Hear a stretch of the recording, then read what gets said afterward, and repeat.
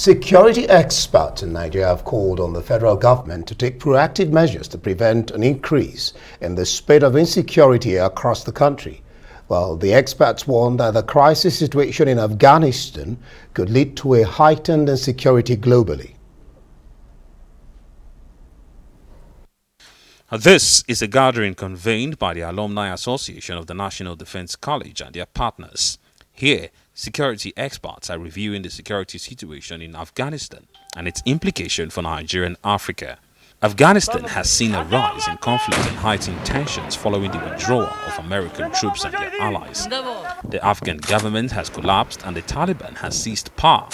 Security experts warn that the takeover of government by the Taliban may embolden terrorist groups across the world. And these terrorist organizations can begin to look at what happened in Afghanistan with a view to saying, okay, maybe they can equally achieve the same feat, and therefore pushing forward their agenda. So these are some of the reasons that we must act proactively to address some of these issues. One interesting thing with globalization, as we see in the world today, is that no individual, group, or nation can claim to have the ability to insulate itself from the rest of the world. This implies that whatever is happening in any other part of the world, in one way or the other, could impact on others positively or negatively. It is against this background that recommendations, including increase in border policing, national reorientation and infrastructural development, are advised. Honestly, our borders now, we have an expansive border. They are porous. And I can say we don't have borders because we don't have buffer zone. Issues of buffer zone should be looked into.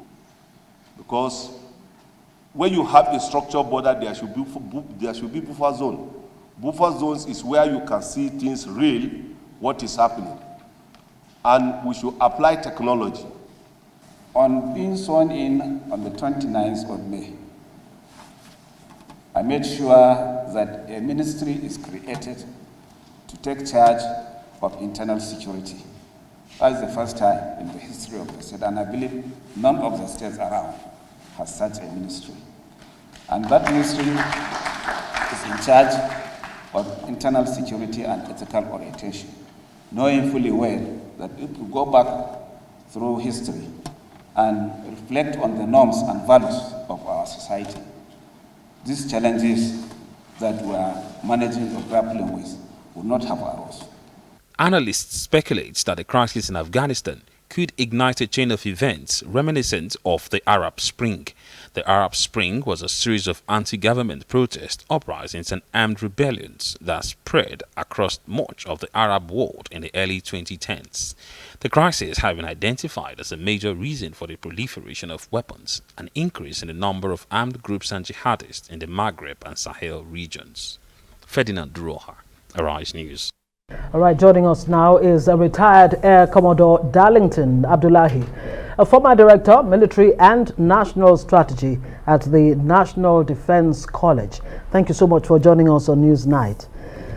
Thanks for having me. Who would have thought that the day would come when Nigeria would be concerned, or that people would be saying Afghanistan, as goes Afghanistan, it's likely that Nigeria could go in that direction if ABC, E and F is not done.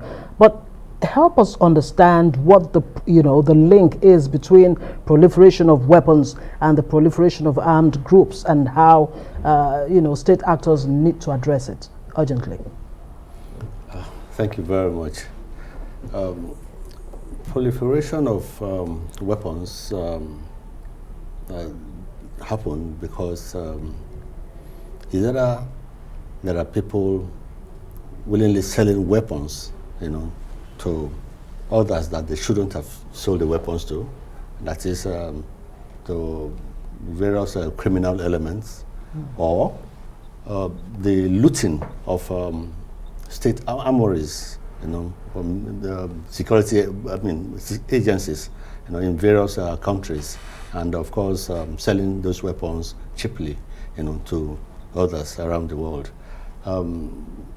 Like we heard earlier, borders of several countries, including ours, are very porous, and as such weapons, easily move across international boundaries. And when they get into the hands of those criminal elements, they make use of them against peace-loving people, and of course, the result is loss of lives, a lot of humanitarian crises, and so on and so forth. Yeah, one can't help but wonder the likely spillover effects of what has happened in Afghanistan, and whether this is far-fetched, or even if you buy into the warning, what proactive actions really do you propose?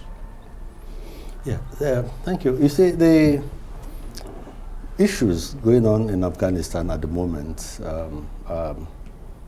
things we need to we should be seriously worried about.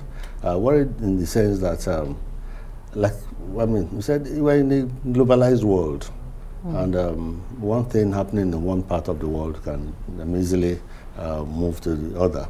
In Afghanistan, we have the situation in which the United States forces left the country and abandoning a lot of weapons, to the Taliban that took over the government of the country. Such weapons are sophisticated weapons, enormous by whatever means you want to look at them, and they have a lot of resources that, with what they have, and I think other countries, particularly around them and others, will really have a lot of problems because they don't have a rule of war, and they just use those weapons against, to achieve their own agenda. That is, of course, not that of what is the people expect expect, and so on. So the proliferation of weapons that is arising from what the United States of America has, the ones they abandoned, is such that several countries will have major problems. Let's take a look at what happened during the Arab Spring. Simple thing, one unemployed graduate had his wares that he was hawking seized. And of course, he set himself ablaze. But the repercussion, whatever happened was that several other countries became affected. Some lost their presidents, and they died. Some had to resign, and so on and so forth. And the resultant effect was that armories were looted. And the weapons that were taken away from those armories, were transported to so many other countries, illegally. Got into illegal hands. And the question now then is, how does the global community respond to rogue nations, countries like Russia, China, where these illicit arms seem to come from, and other nations like that? Let me quote what President Muhammadu Buhari said in the wake of the Taliban takeover of Afghanistan. He said the war on terror is shifting to Africa. He also went on to say, look, Africa needs more than U.S. military assistance to defeat terrorism. It needs investment. Maybe you want to address those points raised by President Buhari.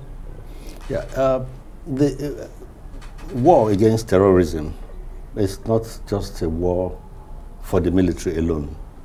There are so many facets to it.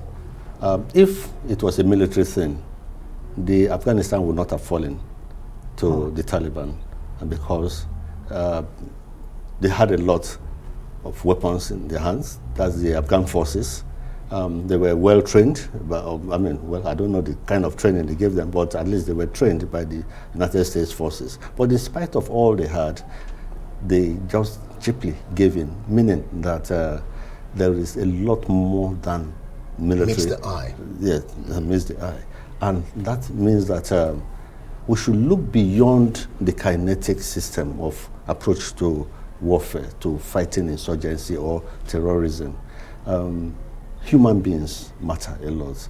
The state of the human being, the infrastructure development, the needs of the human the population. I mean, all those things matter a lot. They matter because it's so easy now for the criminal elements to recruit people into their system. So what makes these people available for them to be easily recruited? On the other hand, I mean, like they talk about push-pull factors. Yes. What makes it possible for people on their own to willingly go and join these criminal elements?